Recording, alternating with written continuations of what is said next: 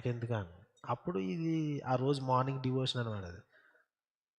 సరే ఇదేదో బాగుంది, దేవుడు ఏది ఇచ్చేసాడు, సరే నేను కడతాను నాన్న అని. చిన్న పాలసీ ఇది. మరి ఎందుకు తీసుకోవాలి ఫ్యూచర్కి అని ఆలోచించాను. నాకు ఇలా ఇలా వయసు వస్తే, నాకు పెళ్ళి అయితే, ఆ అమ్మాయి పుడితే, ఆ అమ్మాయి మెచ్యూర్ అయితే మెచ్యూర్ ఫంక్షన్ చేయాలి కదా, ఆ టైంకి తీసుకున్నాను నేను ఎల్ఐసి పాలసీ.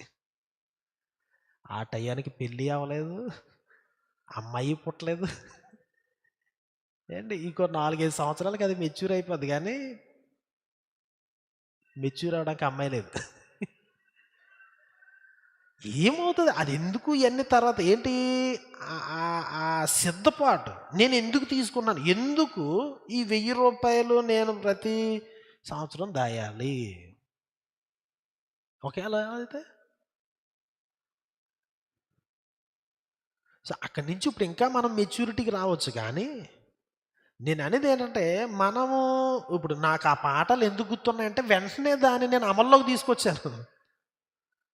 అమ్మో అప్పటికప్పుడు అయితే ఎలా అవుతుంది, ఖర్చులకి ఎక్కడి నుంచి వస్తాయి కనుక నేను ఒక పాలసీ, ఓన్లీ ఆ ఫంక్షన్ కొరకు ఒక పాలసీ తీసుకున్నాను.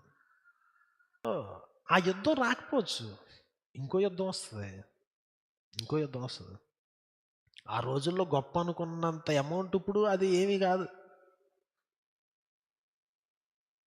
కానీ యుద్ధం చేసేటువంటి నైపుణ్యత, సిద్ధపాటుతో ఉండాలి అనేటువంటి అలర్ట్నెస్ ఎప్పుడు కూడా గొప్ప యుద్ధాలను ఎదుర్కోవడానికి మనకు సహాయం చేస్తుంది. యేసుతో టీవీగాను పోదామా, అడ్డుగా వచ్చు అవన్నీ మాట్లాడుతున్నాం. యేసుక్రీస్తు వారితో సిద్ధపాటు లేకుండా యుద్ధంకి వెళ్ళాం. యేసుక్రీస్తు అసలు వెళ్ళాం, యేసుక్రీస్తు అసలు వెళ్ళామండి. అక్కడ రాశాడు హెబ్రీ పత్రిక 13:20-21 వచనాల్లో రాశాడు. మీరు సిద్ధంగా ఉండాలి ప్రభు కొరకు చేసే కార్యాలకి. అది యుద్ధం లాంటిది.